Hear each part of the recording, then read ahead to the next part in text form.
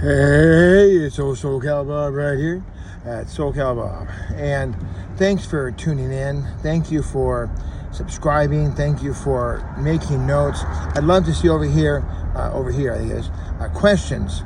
Make sure to ask questions. I'd love to answer your questions. And I'm sure you have something that you're curious about as far as the Holy Spirit's presence in our lives, salvation, faith. What's it like to walk with Christ for 52 years? You're still alive. It's amazing. So goodness and mercy. I don't take it for granted either. I really am just like so humbled that the Lord has been so good to me. But today, our pastor spoke about glory. He talked about the book of John. How John notarizes.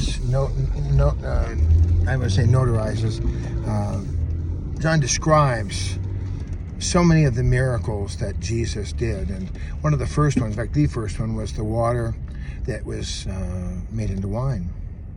And Sam mentioned, he said, hey, there was no grapes.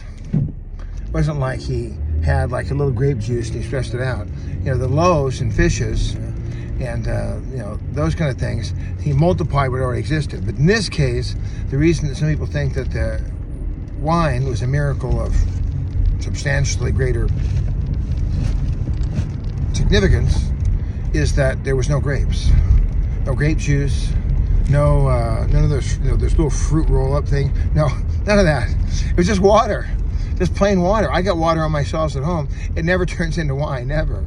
And I prayed hard. I was like, please, Jesus, please. I'm messing with you. I don't drink, but it was real cool. And then Jesus' mother, Mary. That was the time when he said, woman, what do I have to do with you? Jesus was setting a boundary, saying, you're not going to get special privileges to God because of who you're related to. Even if you're Mary, and of course some faiths really put a lot of emphasis on Mary, as though she is like the fourth member of the Godhead. But of course she's just a very good woman, and God shows her, and she's amazing, and she did give birth to Christ. But that was it. So God's glory. Pastor Sam mentioned it in several different ways. He talked about Moses and how Moses had everything. Water from the rock. He had the wives, the children. He was successful. He'd been past all the hard times. Everything was good for Moses. But then, God, I just want to see your glory.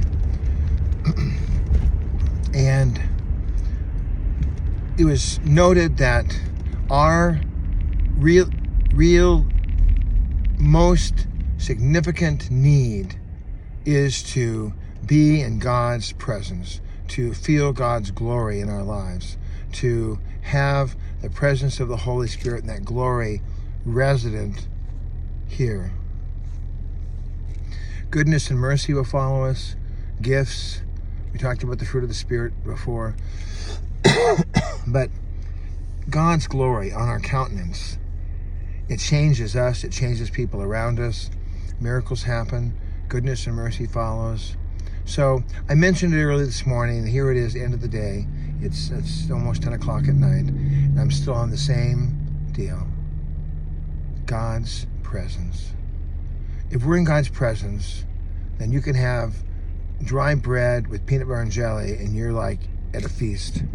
Because when you have the presence of the Lord, you can enjoy wherever you are, in any situation, great or less.